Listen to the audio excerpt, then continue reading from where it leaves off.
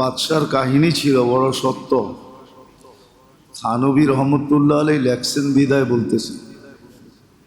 তো বাদশার দরবারে এক বুজুর্গ আসতো, ডেলি আইসে এই এলানি করতো, জালেম কো জুলুম করনে দো, জুলুম হি উসকো লে ডুবেগা। আর বাদশাহ ওকে উপটুকন দিতেন, প্রতিদিন কিছু না কিছু দিয়া বিদায় করতেন। কিন্তু মন্ত্রীর ভালো লাগতো না যে এক কাহিনী, এক ক্যাসেট শুনতে শুনতে বৎসরের পর বৎসর পার হয়ে গেল, আর বাদশাহ ওরে ডেলি দিতেছে। আমাদের তো মান্থলি বেতন দেয়, ওরে তো ডেলি দেয়, যখন যা মনে চায় উঠায় দিয়া দেয়। তো বাদশাহ মন্ত্রীর মনের ভিতরে ফন্দি আটছে যে এটা বন্ধ করতে হবে। বাদশারে কান পড়া দিছে যে লোকটাকে এত সমীহা করেন আপনি, এত ইজ্জত সম্মান করেন, এ কিন্তু বাহিরে যে আপনার বদনাম করে। তো বলছে কি বদনাম করে? আপনার মুখে বলে খুব দুর্গন্ধ। বাদশাহ বলে প্রমাণ দাও। বলছে কালকে ওর মুখের সামনে মুখ নিয়ে আপনি কথা বলে দেখেন। আর এদিক দিয়ে এসে সাদা সিধা বুজুর্গরে বুঝাইছে, হুজুর আজকে রাত্রে আপনার দাওয়াত আমার বাড়িতে। সাদা সিধা মানুষ, বুজুর্গরা সাদা সিধাই হয়, বাপসাপ কম থাকে। আমরা না বুজুর্গ না দেখা বাপ দিয়া চলি, বুজুর্গকে বাপ দিয়া চলতে হয় না, ওরা বুজুর্গি দিয়ে চলে, ঠিক না? হ্যাঁ, বুজুর্গ দিয়ে চলে। আমার শফি সাহেব রহমতুল্লাহ আলাই রিক্সার মতো হেলিকপ্টারে চলতো, ঠিক না? বুজুর্গি দিয়ে চলছে, বাপ বুক ছিল না। তো বাস দাওয়াত কবুল করছে, আর ও সব তরকারি পাকাইছে রসুন দিয়ে। তো রসুনের একটা দুর্গন্ধ আছে, আর রসুন খাইলে কিন্তু ঢেক দিলেই রসুনের ঘ্রাণ আছে, ঠিক না? পরের দিন দরবারে গেছে, বাদশাহ মুখের কাছে মুখ নিয়ে যখন কথা বলতে গেছে, তো মুখ ফিরায় নিছে। যখন মুখ ফিরায় নিছে, বাদশার প্রমাণ হয়ে গেছে যে আমার মুখে দুর্গন্ধ, ঠিকই তো, তাহলে মুখ ফিরাইলো কেন? বাদশাহ একটা চিঠি লিখছে, আজকে কিছু দেয় নাই, খামের ভিতরে বড় একটা বিশেষ সিল লাগায়া, মন্ত্রীও দেখে না এই সিল কোনোদিন বাড়ি করতে। আল্লাহ তো আল্লাহই হয়, ঠিক না? খামে বইরা বলছে, হুজুর আজকে আমি দিব না, চিঠিটা নিয়ে অমুক জায়গায় যান, আপনাকে দিয়া দিবে, পুরস্কার দিবে আপনাকে। মন্ত্রী ভাবছে আজকে না জানি কতটি গাঠটি লেখা দিয়া দিছে, ডেলি তো নগদ দেয়, আজকে তো চেক দিয়া দিছে, ঠিক না? মন্ত্রী যে রাস্তায় ধরছে, হুজুর আপনি কষ্ট করে যাবেন কেন?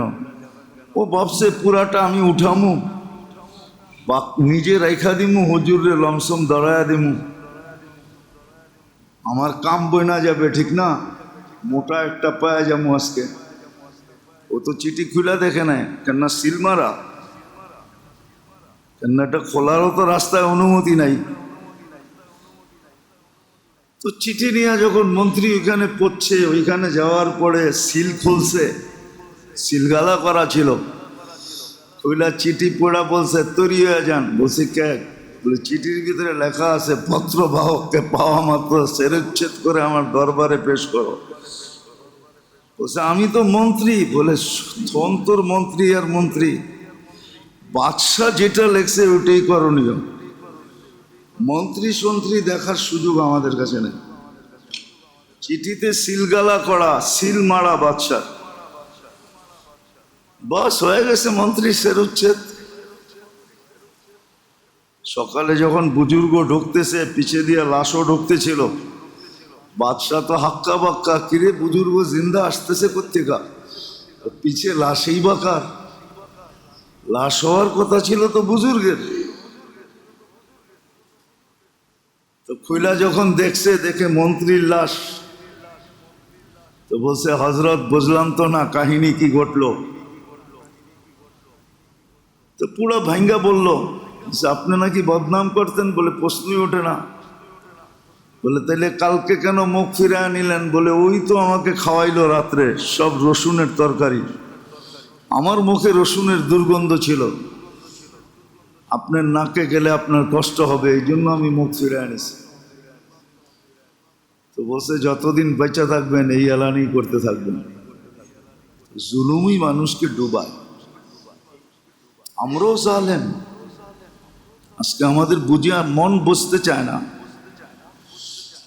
আমাদের শিক্ষা দীক্ষাও আমাদেরকে বসতে দেয়, আমাদের পরিবেশও আমাদেরকে বসতে দেয়। তবে সত্য এটাই যে মুসলমানের ঘরে জন্ম নিছে, আর যাকে আল্লাহ সর্বশেষ রহমত দ্বারা উম্মতে মুহাম্মদী বানাইছেন, ওর মন মানুক আর না মানুক, শিক্ষা দীক্ষা থাকুক আর না থাকুক, পরিবেশ অনুকূলে হোক আর বিপরীত হোক, সত্য এটাই এই জীবনটা আমল দিয়েই গড়বে, আমল ছাড়া গড়বে না। আমলই আমাদের পুঁজি। বাকি দুনিয়ার কি দিয়া গড়বে ওটা আমার বিষয় না। আমার বিষয় হলো মুসলমান উম্মতে মুহাম্মদ, ওর জীবনটা আমল দিয়ে গড়বে। আমলই আমাদেরকে দিছিলেন, এটাই চলতেছিল 2 জুমা ধরে। আমলই আমাদেরকে দিছিলেন এই জন্য যে আমাদের সব কিছু পূরণ হবে আমল দেয়া। এই জন্য কোরআন ঘাটলে দেখা যায়, হাদিস পড়লে দেখা যায়, সব কিছু আমলের চতুর্দিকেই আমলের হুইলের উপরই বসানো, আমলের চাক্কার উপরই বসানো।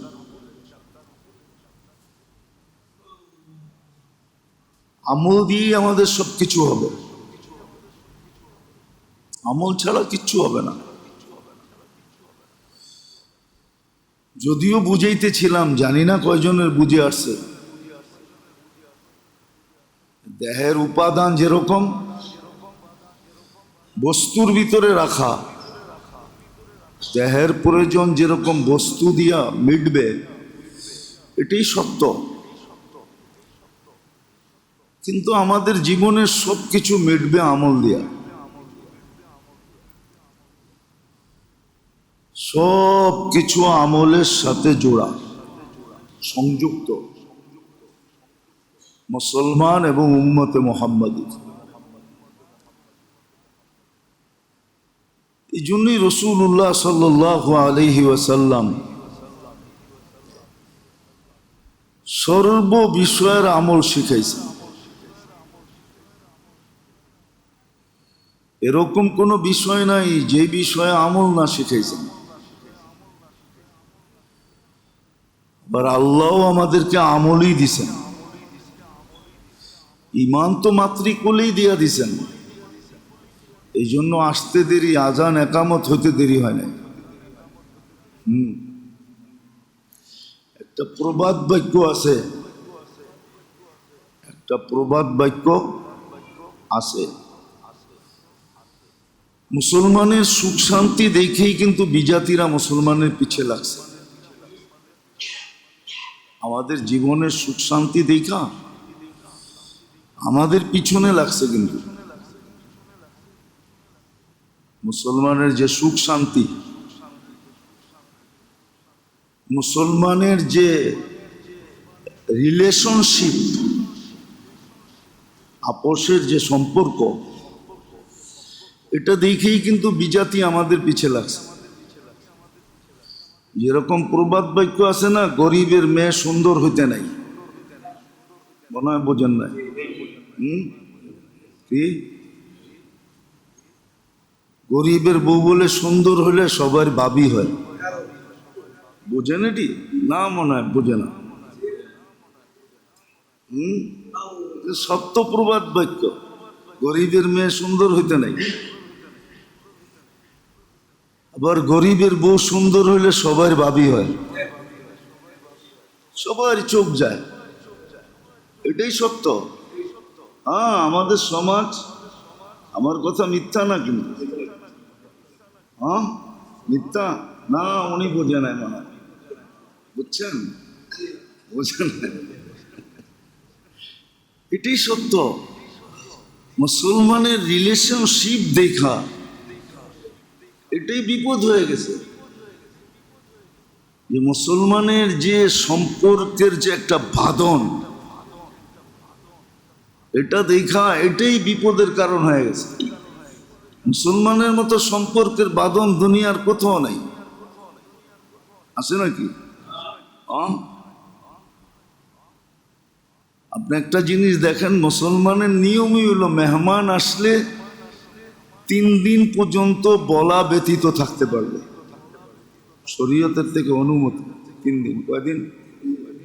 3 দিনের বেশি হলে নবায়ন করতে হবে, বলতে হবে ভাই আমি এই বিপদে আসছি, আমি 3 দিনের বেশি থাকব, কিন্তু 3 দিন পর্যন্ত তার অনুমতি আছে। আবার সুসংবাদ দিছে, মেহমান আসবে বরকত নিয়া, খায়া যাবে নিজেরটা, সে যেটা খাইতেছে এটা তারই রিজিক, সে খাইতেছে, তোমাকে বরকত দেওয়া যাবে, যখন চলে যাবে তোমাকে বরকত দেওয়া যাবে।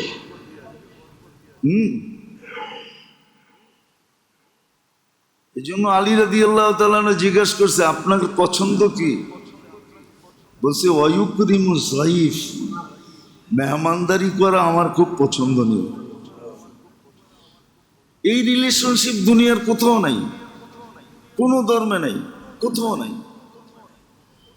স্বামীর বিল স্ত্রীর বিল স্বামী দেয় না, আর কাটটা দিব মেহমানরে খাওয়াইবো, বুঝি না, মনে হয় উনি বোঝেই না। স্ত্রীর বিলই তো দেয় না, হোটেলে বৈশা। স্ত্রীর বিল স্বামী দেয় না, পশ্চিমা সমাজে স্ত্রীর বিল স্বামী দেয় না। এটা মিডিয়ার কথা না, এটা তো আমার চোখের দেখার কথা। আমি তো সবসময় বলি মিডিয়া তেমন আমি বিশ্বাসী না। হোমোপত্রিকা সারা বৎসরই তো দুনিয়া করতে থাকি, চোখের দেখা কি আর মিডিয়ার শোনা এক হয় নাকি? তাহলে কবি কেন লিখতো সানিদা কে বুয়াদ মানন্দে দিদা? চোখে দেখা আর শোনা কখন সমান হয়? আমি তো চোখে দেখি। আমাদের সাথে সম্পর্কের রিলেশনশিপ যে একটা আছে মুসলমানের, এটাই দুনিয়ার জন্য বিপদ। এটা দুনিয়ার কারো কাছে নাই, এই জন্যই দুনিয়া আমাদের পিছিয়ে লাগছে। ওই যে বলে না, গরিবের বউ সুন্দর হইতে নাই, গরিবের মেয়ে সুন্দর হইতে নাই, এটাই আমাদের কারণ। আমাদের প্রত্যেকটা জিনিস সুন্দর, প্রত্যেকটা জিনিস। আমি তো একটা দেখাইলাম রিলেশনশিপ, আরেকটা দেখাই আমাদের ভিতরে একজন আরেকজনের হকের যে এখনো যতটুকু আছে, একজন আরেকজনের অধিকার দেওয়ার যে জিনিসটা আমাদের ভিতরে এখনো আছে, যতটুকুই আছে, আলহামদুলিল্লাহ সুম্মা আলহামদুলিল্লাহ, যতটুকুই আছে। আপনাদেরকে একটা যুক্তি দিয়ে বুঝাইতে চাই। আপনি এখন নেটে সার্চ দেন, দেখেন মুসলিম দুনিয়ায় এডসের মাত্রা কত। বাংলাদেশে একজনও এডসের রুগী নেই।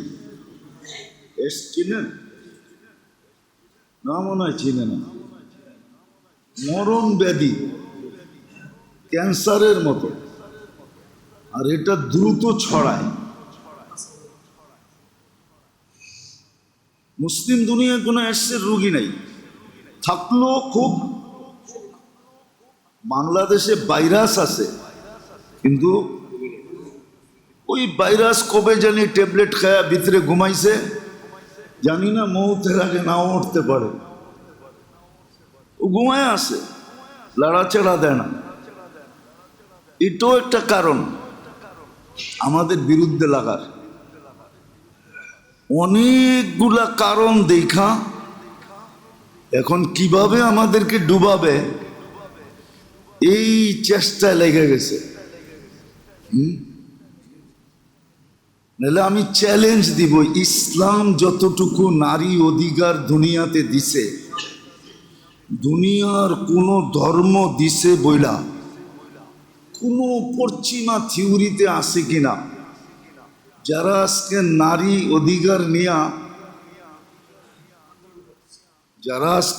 অধিকার নিয়া কি জানি একটা তৈরি হয়েছে না, কমিশন আলারা আসুক টেবিলে, আমাকে দেখা ইসলামের চেয়ে বেশি নারীর অধিকার কেউ দিছে? চ্যালেঞ্জ ওর সাথে কত কোটি টাকার চ্যালেঞ্জ দিবে ও, বলো। ইসলামের চেয়ে বেশি অধিকার কেউ দেয় না। সন্তানের অধিকার যতটুকু ইসলাম দিছে দুনিয়ার কোনো সমাজ দেয় নাই। ভাই যতটুকু অধিকার দিছে ভাইয়ের করে দুনিয়ার কোনো ধর্ম দেয় নাই, কোনো কালচার দেয় নাই। ইম্পসিবল। মা বাবার যতটুকু অধিকার দিছে, ভাই বোনের যতটুকু অধিকার দিছে,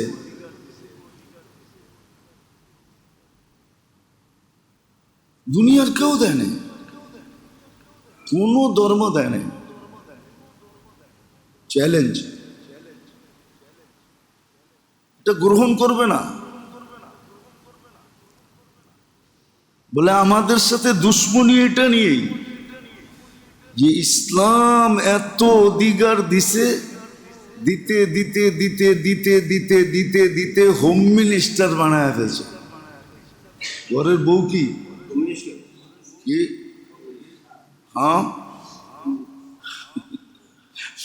দিতে দিতে কই নিছে কি অগ চোখে লাগছে যে ওরা হোম মিনিস্টার। আর আমাদের সমাজে তো আমাদের কোনো পদেই নাই, টিস্যু কি। এই জন্য ওই সমাজে তো 3W কোনো কি নাই, গ্যারান্টি নেই। 3W বোঝেন? বোঝেন না মানে ওদের দুনিয়াতে ওয়েদারের কোনো গ্যারান্টি নেই। দ্বিতীয় হলো ওয়ার্কের কোনো গ্যারান্টি নেই। বিকালে চাকরি করে আসছে, সকালে যে চাকরি নেই।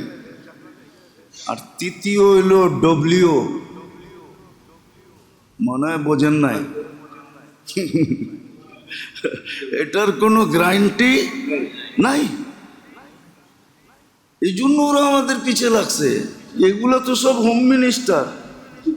হ্যাঁ কি যেমনে বইতে কয় অমনে বয়, যেমনে খাড়াইতে কয় অমনে খাড়ায়। এ তো হোম মিনিস্টার, পুরো হোম চালায়, এমনকি স্বামীরে পর্যন্ত চালায়, ঠিক না? হ্যাঁ কি বলেন?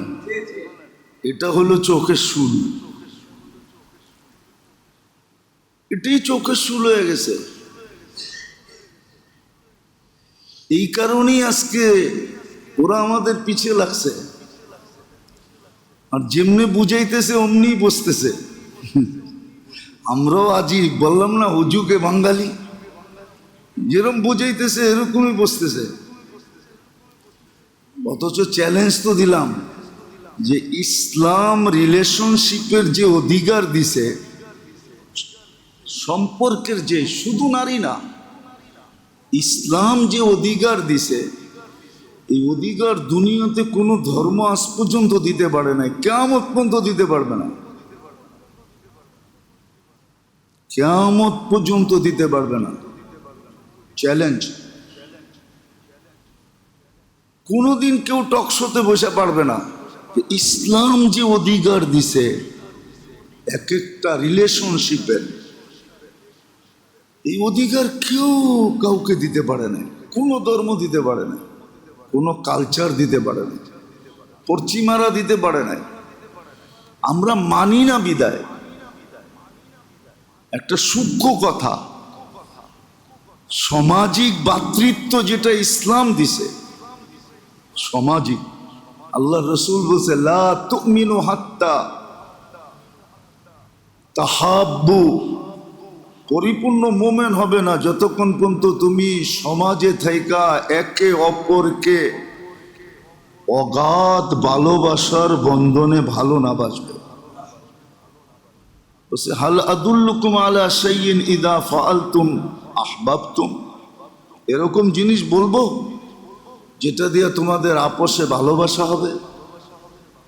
তো বলছে বলেন ইয়া রাসূলুল্লাহ। তো বলছে উফসুস সালাম ফিমা বাইনাকুম। এই জন্য বুখারীতে রহমতুল্লাহ আলাই, বুখারী শরীফে বাব বানছেন যে সাল্লিম মান আরাফতা ওমান লাম ইয়ারিফ, যাকে চিনো তাকেও সালাম দাও, যাকে না চিনো তাকেও সালাম দাও। ছোট বড়কে সালাম দাও, বড় ছোটকে সালাম দাও। আবার এটাও বলছে সালাম উঠা যাওয়া এটা কিয়ামতের নিদর্শন। যেমন আমাদের সমাজে সালাম নাই, সালাম একজন আরেকজনকে সালাম দেয় না, বলছে মহব্বত উঠা যাবে। আজকে যেরকম সমাজে মহল্লায় মহব্বত নাই, তো ইসলামের চেয়ে সবচেয়ে বেশি ভ্রাতৃত্বের অধিকার দিছে। কেউ আমাকে দেখায় দেখ কোনো সমাজ দিছে কিনা, কোনো কালচার দিছে কিনা, কোনো ধর্ম দিছে কিনা, কোনো ধর্ম দিছে কিনা, কোনো ধর্ম দিছে কিনা, কোনো ধর্ম দিছে কিনা। প্রশ্ন উঠা দিছে, প্রশ্ন পুরুষের মতো মহিলাও পুরুষের অর্ধেক কেন পাবে, এটা বলে প্রশ্ন। অথচ আমাদের পাশের দেশে আছে, ওদের ধর্মে তো লেখা আছে মেয়েরা কোনো অংশই পায় না। হিন্দু ধর্মে তো ওদের ধর্মীয় কিতাবে লেখা আছে মেয়েরা কোনো অংশ পায় না।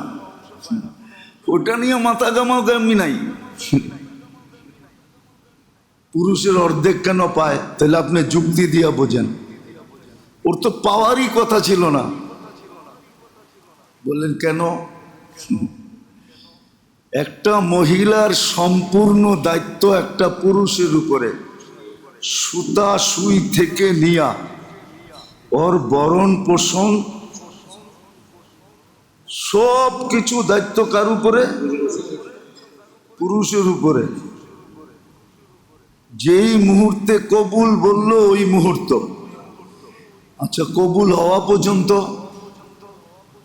ওটা তো মা বাবার উপরে পরিপূর্ণ দায়িত্ব, ঠিক না? বলে মা বাবা যদি না থাকে, তো ইসলাম বাইকে বলছে বোনকে শিক্ষিত করা দিনদার বানায়া দিনী পাত্রে যদি তুই দিলি, এক জোক আসছে আল্লাহ রসুলের কাছে, ইয়া রসুল আল্লাহ আমার মেয়ে আছে, কোনো পুরস্কার আছে মেয়ে আলার জন্য? যার ঘরে মেয়ে হয় ওর বুঝা নেওয়া উচিত এই ঘরের জিয়ারত আল্লাহ রসুল করে গেছেন।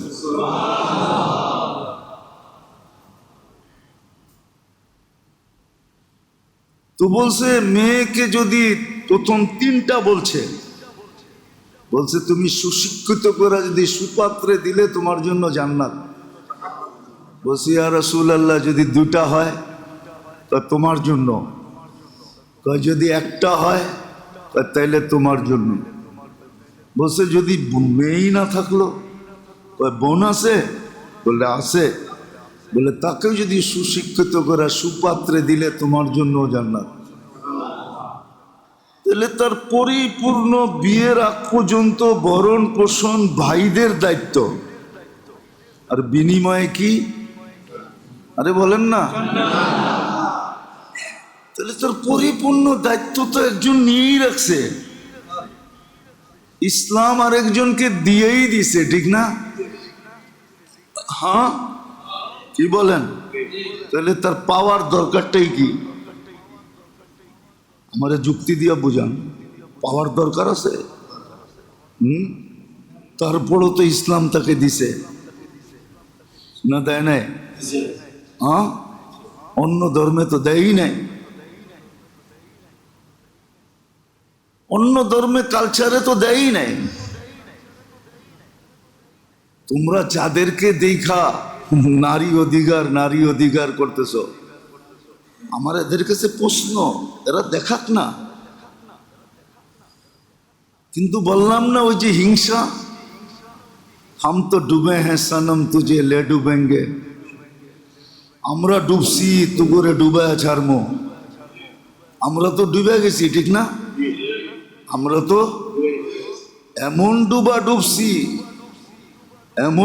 ডুবছি যে আমাদের দিকে তো কেউ তাকাইতেও চায় না, চায় না। আসলেই যার ভিতরে ইসলাম আছে, দিনদারি আছে, যা দেখেন ওই ঘরের অবস্থা।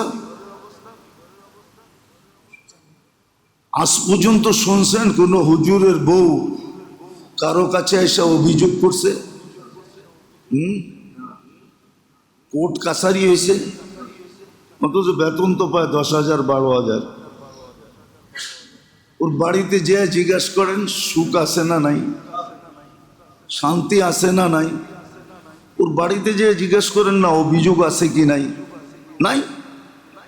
ওটা নিয়ে সুখী। ও জানে আমারটার চোখ যদি কারো উপরে উঠেও যায় তো ইস্তেগফার পড়তে দেরি হবে না। ও বারবার তাকায় 26 কোটি ক্যামেরা দিয়ে তাকায় থাকবে না। অন্য যেরকম 26 কোটি ক্যামেরা দিয়ে তাকায় থাকে, ঠিক না? হ্যাঁ, কি মনে হয় বোঝেন নাই? আরো ভাঙ্গা দিমু, বাইরের লাউড স্পিকার খোলা। ও তো চোখ উঠতে দেরি, ইস্তেগফার পড়তে দেরি করে না। ও জানে, বাড়িরটায় জানে যে এটা ইস্তেগফার পড়বে, চোখ উঠতেও পারে রাস্তাঘাটে চলতে যায়, কিন্তু ও ইস্তেগফার পড়তে দেরি করবে না। ও যদি ভালোভাবে 26 কোটি ক্যামেরা দিয়ে দেখে তো আমারই দেখবো, আর কাউকে দেখবে না, আমারই দেখবো। এই জন্য ওরা সুখী। কিন্তু লাগছে কেন? এই জন্য লাগছে যে হাম তো ডুবে হ্যাঁ সনম তুঝে লে ডুবেঙ্গে। আমরাও বেশি কিছু বলবো না, চলে দেখো, চলে দেখো,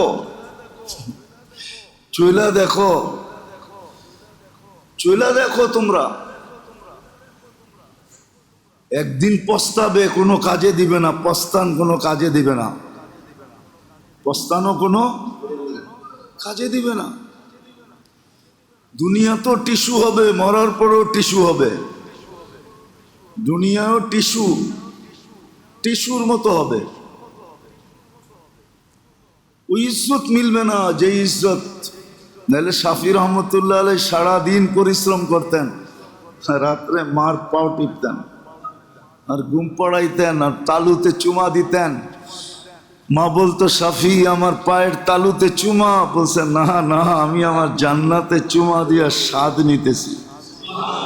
তাইলে বাইজিৎ বোস্তামি সারা রাত্র মায়ের মাথার কাছে পানির গ্লাস নিয়ে দাঁড়ায় থাকতেন না, যে মা পানি চেয়ে ঘুমায় গেল, উঠাইলে তো ঘুমটা ভেঙে যাবে, সারা রাত্র ঘুম নাও হইতে পারে। আচ্ছা, আমি দাঁড়ায় থাকি, ঘুম স্বইচ্ছায় বাংলেই পানির গ্লাস উঠায় দিব। সকালে জিজ্ঞাসা করছে, বাচ্চা দন সারা রাত্র কি করলি? দাঁড়াই তো ছিলাম। উঠাইলি না কেন? কাঁচা ঘুম ভাঙ্গা গেলে যদি আর ঘুম না আসে তোমার কষ্ট হয়। তো বলছে, সারা রাত্র দাঁড়ায় ছিলি? বলে, হ মা, এটাও তো তোমার জন্য কম করা হইলো, তুমি 10 মাস আমাকে পেটে রাখছো। আমি না একদিন কাহিনী শুনাইছি আপনাদেরকে, যে ছেলে মাকে পিঠে করে তওয়াফ করাইতেছে। জিজ্ঞাসা করা হয়েছে, কিরে তুই পিঠে নিয়ে তওয়াফ করিস কেন? ডিজিটাল শত শত ডিজিটাল হুইল চেয়ার রাখা আছে মক্কায় না? নাই? নাইলে তুই ঠেলেই লইতি। মা তো 10 মাস পেটে রাখছে, আমি একটু পিঠে নিয়ে দেখি না কষ্টটা কিরকম করছে। তো সারা রাত্র দাঁড়ায় ছিল, দোয়া দিছে এরকম, এক দোয়ায় বাইজিত বাইজিত। দেখা তোদের নারী সংস্কারের ভিতরে দেখা এরকম একটা টিস্যু। ও নিজেরা হয়ে গেছে টিস্যু, এখন সবাইরে টিস্যু বানাইতে চাইতেছে। হাম তো ডুবে হ্যাঁ সনম তুঝে লে ডুবেঙ্গে। ওরা কি জানে না যারা নারী কমিশনে আছে ওরা কি দুনিয়ায় ঘোরে না? ওরা কি জানে না ইউরোপ কালচারে নারীর কতটুকু মর্যাদা আছে?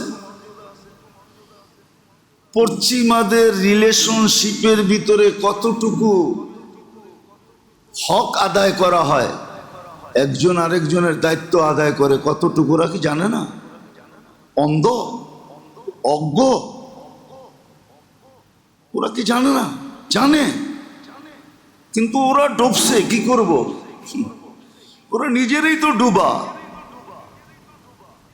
বলতে গেলে বলতে হয় ওরা নিজেরাই তো ডুবা, ডুবে গেছে। এই জন্য আমাদেরকেও ডুবাইতে চাইতেছে যে আরো ডুবক। তারপরও বলতেছি আলহামদুলিল্লাহ সুম্মা আলহামদুলিল্লাহ। আমি বহুতবার আপনাদেরকে বলছি, সব জায়গায় বলছি, আমেরিকার কাহিনীও বলছি যে বৃদ্ধা চোখের পানি ঝরাইতেছে, ছেলে হুইল চেয়ার থেকে মাকে কোলে কইরা গাড়িতে বসাইতেছে, আর মহিলা দূরে দাঁড়ায় কাঁদতেছে। জিজ্ঞাসা করা হয়েছে কাঁদিস কেন? বলে এই দৃশ্য আমাকে কাঁদাইতেছে। আমার গুলা কই হারায় গেছে জানি না। বৎসরে 2টা কেক নিয়ে আসে, একটা ফাদার ডে একটা মাদার ডে, আর দেখ বাচ্চার মতো মাকে কোলে কইরা গাড়িতে বসাইতেছে। কেমন যত্ন! সত্য। আলহামদুলিল্লাহ সুম্মা আলহামদুলিল্লাহ। আমাদের সমাজে এখনো যতটুকু আছে রিলেশনশিপ, এখনো আমরা আশা করি 70% আছে। 30% ভাই পাওয়া যাবে, ভাইয়ের খবর নেয় না। এখনো 70% আছে। আপনি সদরঘাট যান, সাইদাবাদ যান, গাবতলী যান, কমলাপুর যান, যতগুলো স্টেশন আছে সবগুলাতে যান, মহাখালী যান, ফলের দোকানে যেয়ে দেখবেন একটা একটা করে কিনে, একটা আনার কিনে, 2টা আপেল কিনে, 100 গ্রাম আঙ্গুর কিনে। যদি জিজ্ঞেস করে তুই এত অল্প অল্প করে সব আইটেম কিনোস কেন? মা বাবা বাড়িতে আছে তো। শ্রম পেশার মানুষ, বাড়িতে যেতেছি, বয়স হয়েছে, এদেরও মনে চায়, তো সব আইটেম একটু একটু করে লয়ে যেতেছি। যা দেখেন, হ্যাঁ ঠিকই, যা দেখেন যারা ওদের শিক্ষায় শিক্ষিত হয়ে গেছে ওরাই মা বাবাকে বৃদ্ধাশ্রমে রাখে। আলহামদুলিল্লাহ আমাদের এখনো 70% সন্তান মা বাবাকে মাথায় রেখা পালে। এখনো ছেলে রক্ত বেচা মা বাবাকে পালতে চায়। বিশেষ করে আমাদের মধ্যবিত্ত আর গরিব শ্রেণীরা এখনো মা বাবাকে বুকে রেখা পালে, না পালে না? 70%, হ্যাঁ 30% হারায় গেছে আমি মানি। ওরা যারা পশ্চিমা কালচারে নিজেদেরকে শিক্ষিত করছে, ওরা যারা পশ্চিমাদের রঙে রঙিন হয়ে গেছে। নাহলে আমরা তো দেখি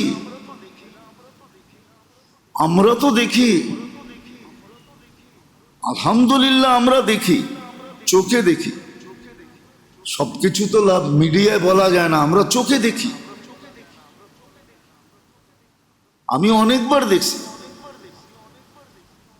কেননা ফ্লাইট ছাড়ার 1-1.5 ঘন্টা আগে আসতে হয়। 1-1.5 ঘন্টা আগে আসতে হয়। এমনি 2-3 ঘন্টা আগে আসতে হয় ইন্টারন্যাশনাল ফ্লাইট হইলে। বোর্ডিং নিয়া ইমিগ্রেশন চেকিং শেষ করা তারপরে আইসাল বসে থাকতে হয়। আমি জেএফকের কথা বলতেছি, ইংল্যান্ড আমেরিকার JFK, John Kennedy International Airport, যেটা নিউ ইয়র্কের সবচেয়ে বড় এয়ারপোর্ট। অনেকবার দেখছি আমাকে ছেলেরা এসে জিজ্ঞাসা করতেছে, মুসলমান হুজুর এতক্ষণ বসে থাকবেন, কিছু খাবেন না? কিন্তু এখানে খাইতে গেলে সব ডলার দিয়ে খাইতে হবে। পানি কিনতে গেলে $3। যেটা হালাল, একটা কোরসন যদি খাইতে যাই ওটা হালাল, ওটা হালাল আইটেম দিয়ে পনির দিয়ে বানানো হয়, ওটা খাইতে গেলে আমাকে $60 দিতে হবে। আর কফি খাইতে গেলে তো আরো দিতে হবে। আচ্ছা বাবা, প্লেন পর্যন্ত অপেক্ষা করি, কিছু তো দিবই, ঠিক না? আমি নিজে আমার জীবনে দেখছি 10 জন কইতেছে, হুজুর কি খাইবেন কোন? কাঠ তো আমরা পাঞ্চ করবো, আপনার কি? আপনি কেন $3 আর $7 আর $10 চিন্তা করতেছেন? 10 জন এসে বলতেছে আমি খাওয়াবো, কিন্তু আমি তো কোনো ইংরেজরে দেখলাম না কাউকে এসে কেউ বললো হুজুর তোরা একটা পানি কিনা দিই,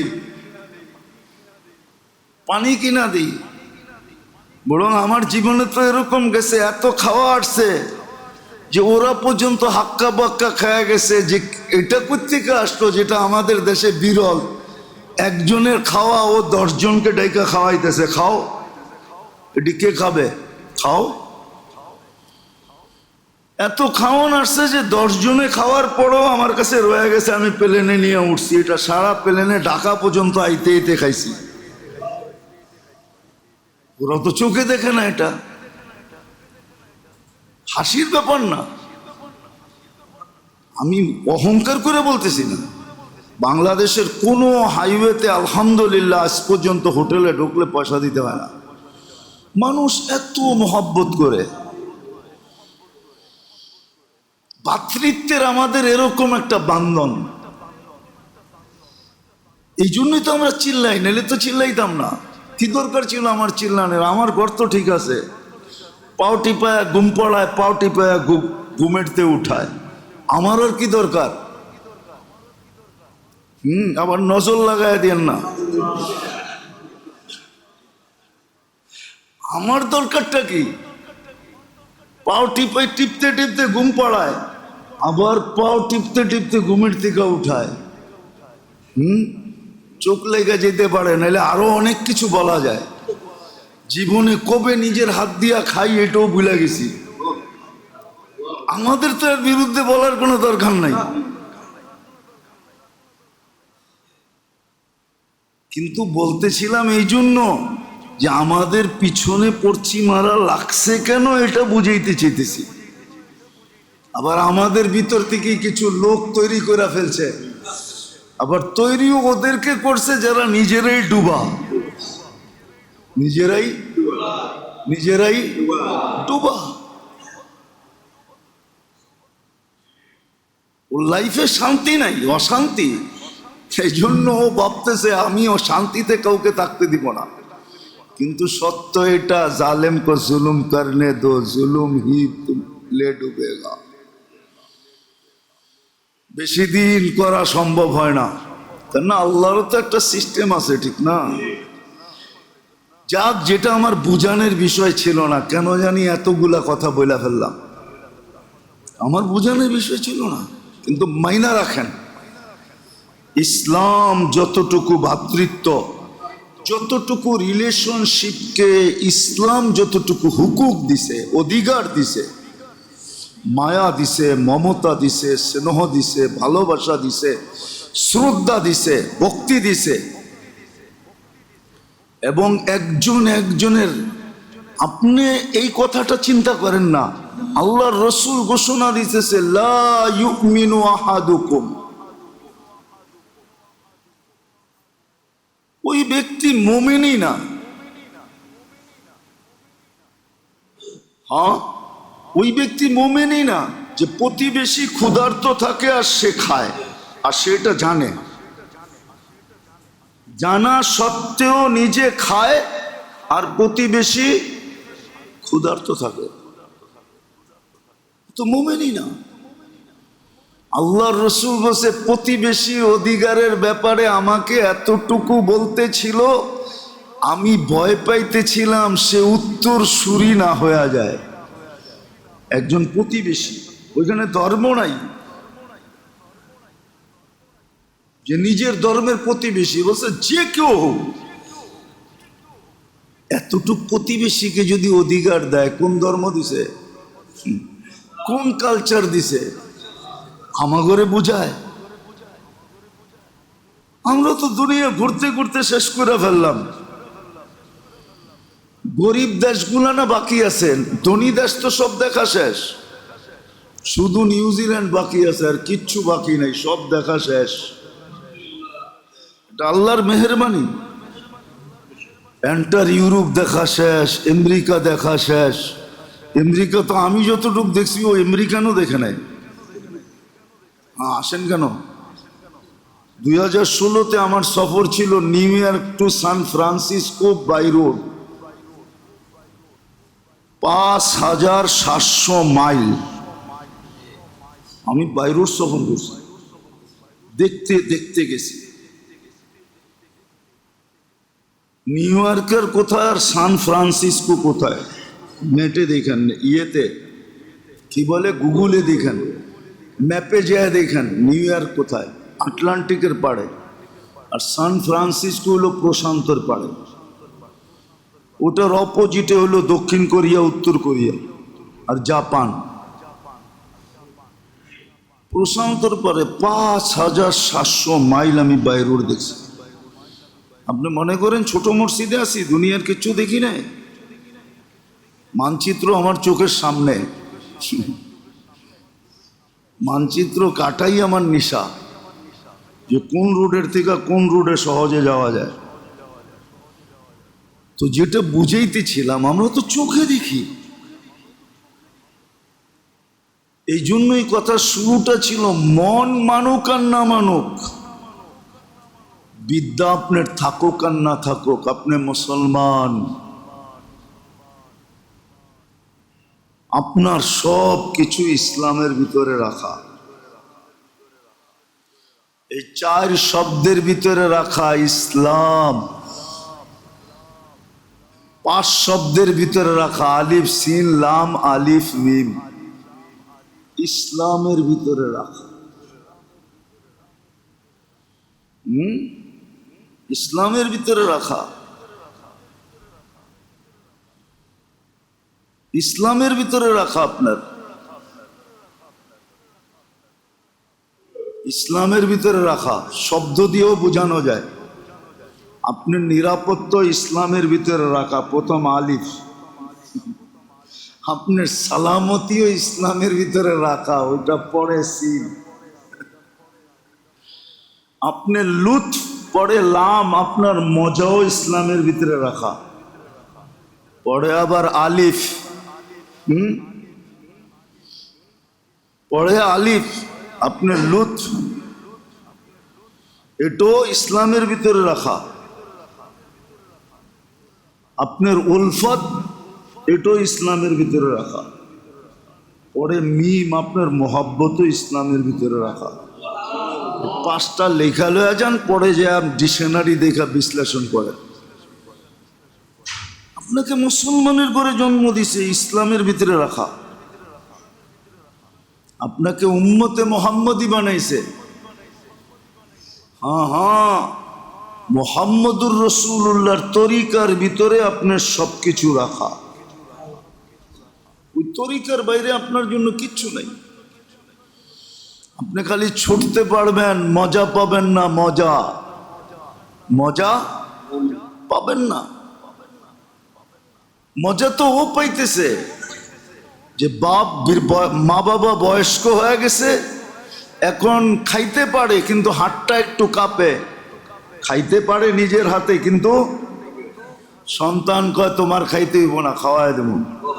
ছেলেরা বাক্যরা খাওয়ায় দেয়, কেউ সকালে খাওয়ায়, কেউ দুপুরে খাওয়ায়, কেউ রাত্রে খাওয়ায়। আবার মেয়েরা আইসা এ নাস্তা খাওয়ায়, ও চা খাওয়ায়, সবাই খাওয়ায় দেয়। ওরে জিজ্ঞেস করেন জিন্দগির মজা কি? তো রাখা আছে আপনার, আপনি মুসলমান, আপনার সবকিছু ইসলামে রাখা। আমি 5টা দেখাইলাম। আপনার আমানও রাখা, আপনার সালামতইও রাখা, আপনার লুৎফও রাখা, আপনার উলফতও রাখা, আর আপনার মহব্বতও রাখা ইসলামের ভিতরে। আর আপনি উম্মতে মুহাম্মাদি, নবীর তরিকার ভিতরে সব রাখা, নবীর তরিকার ভিতরে সব রাখা, নবীর তরিকার ভিতরে সব রাখা। আমার মনে আছে অনেক দিন আগের কথা, হবে 15-20 বছর হয়ে যাবে পড়ায়। আমার এক দেশে সফর চলতেছিল, বিদেশে। তো রাত্র 2টা থেকে 2:30 বাজবে। ওই এরিয়ায় রাত্র দিন হয়, দিন রাত্র হয়, মানে শুরুই হয় 11টার পরের থেকে, ফজর পর্যন্ত চলে। সৈকত এরিয়া, সারাদিন সুনসান থাকে। তো আমি রাত্রে গাস্ত করতেছিলাম, এক বাঙালির হোটেলে গেছি। ও আমারে 3 দিন ঘুরাইছে। কয়দিন? প্রথম দিন আমি গেছি 1টার সময়, বলতেছে আমাদের পিক আওয়ার, বেচাকিনির ধুম, এখন সময় দিতে পারবো না, কালকে আসেন। পরের দিন গেছি 2টা 2:30টায়, এই দাউদকান্দি বাড়ি, জামাই বউ মিলা হোটেল চালায়। পরের দিনও আমারে এরকম কয়েকটা খেসাইয়া দিছে যে এখন ক্লোজিং আওয়ার, একটু পরে বন্ধ করে দিব, সময় দিতে পারবো না। আমি 3য় দিন গেছি 3:30 4টার দিকে। তো বলতেছে হুজুর আপনিও তো নাছর বন্দা, আমার ঘরে ছাড়বেন না, তাইলে 1 ঘন্টা অপেক্ষা করেন, আমরা একটু পোশাক আশাক চেঞ্জ করে আসি। কেননা পোশাক আশাক দুইজনেরই এরকম, ও মুসলমান কইলেও কেউ বিশ্বাস করবে না। চেঞ্জ কুঞ্জ করে আসছে। জিজ্ঞাসা করলাম, তো আল্লাহ পয়সা দিছে, ডেলি রাত্রে পয়সা ছাপায়, এরকম বেচা কিনি। কিন্তু 3টা বাচ্চা, 3টাই হলো প্রতিবন্ধী। হ্যাঁ, আমি বললাম তোর এই টাকা দিয়ে কি হবে? যাক আলহামদুলিল্লাহ।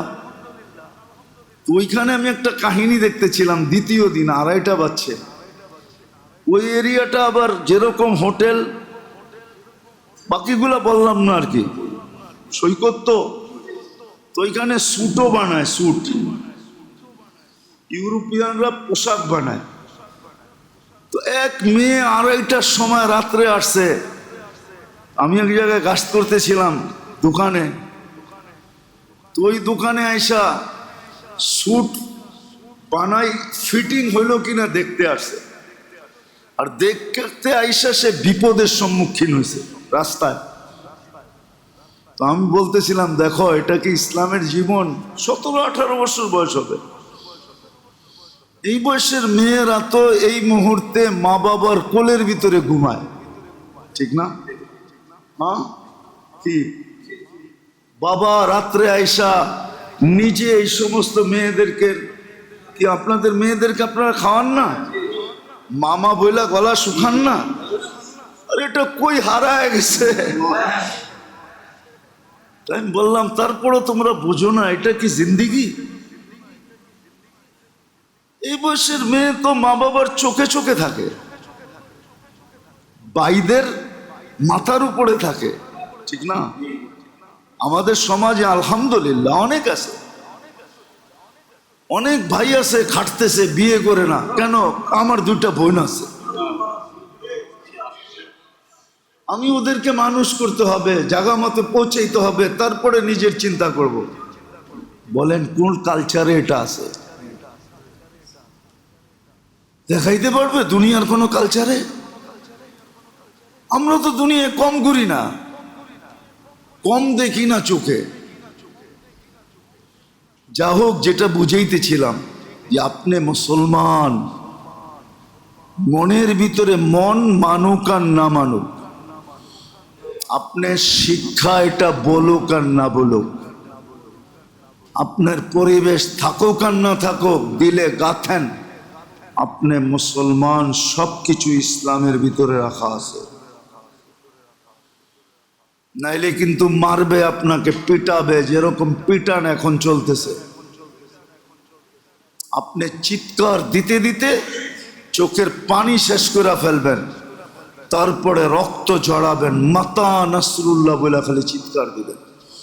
আজকে যেরকম সারা দুনিয়ার মুসলমান চিৎকার দিতেছে মাতা নাসরুল্লাহ, আল্লাহর মদত কখন আসবে, চিৎকার দিবেন, আল্লাহ তাকেও দেখবে না। হ্যাঁ, আপনি মনে হয় এখন তো ওয়াশিং মেশিন বাইরে হয়ে গেছে, আপনারা ধুবির জমানা দেখেন নাই? কি দেখেন নাই? দেখছেন? ইয়াং বয়স, ইয়াং জেনারেশন দেখে নাই? দোলাই খাল দেখে নাই? দোলাই খালের নামই হয়েছে ধুবিদের দিয়া, দোলাই খাল। এইখানে সারা শহরের কাপড় ধোলাই করা হতো। আর দুবি যখন কাপড় পিটায় তো কাপড়ের জবান নাই, নাইলে কাপড়ও চিৎকার দিত আমারে এত জোরে পিটাস কি লেগা। কিন্তু দুবি বলতো যে আমি করমু, তো করমু কি, আমাকে তো কাস্টমারকে ওয়াশ দিতে হবে, ওয়াশালা দিতে হবে। আর তোরে যদি আমি না পিটাই তাইলে ওয়াশালা আমি দিতে পারবো না। কাস্টমার কাপড় খুইলা আমার মুখে মাইরা কইব, আর দুই একটা চটকনও দিব যে কিরে কি দুইছস, টাকা তো ঠিকই নিছস কিন্তু ময়লা তো রয়ে গেল, আমিও তো মজবুর, তোরে না পিটাইয়া কোনো গতি নাই আমার জন্য, তুই চিৎকার দিলে হবে তো হবে কি।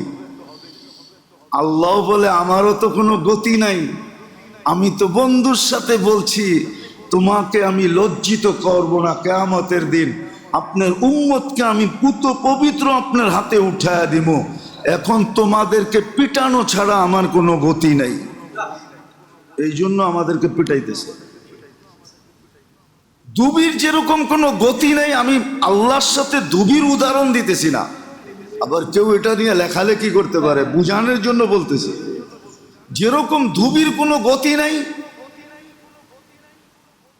ওয়াশিং মেশিনের ভিতরে যেই সিস্টেম আছে ওই সিস্টেমেই ও ধুইব, এর বিপরীত দোয়ার ওর কোনো গতি নাই। আপনাকে দেখা দিতে হবে যে এই কাপড়টা অনেক পুরান, হইতে পারে ওয়াশিং মেশিনে দেওয়ার পরে এটা ছিঁড়া।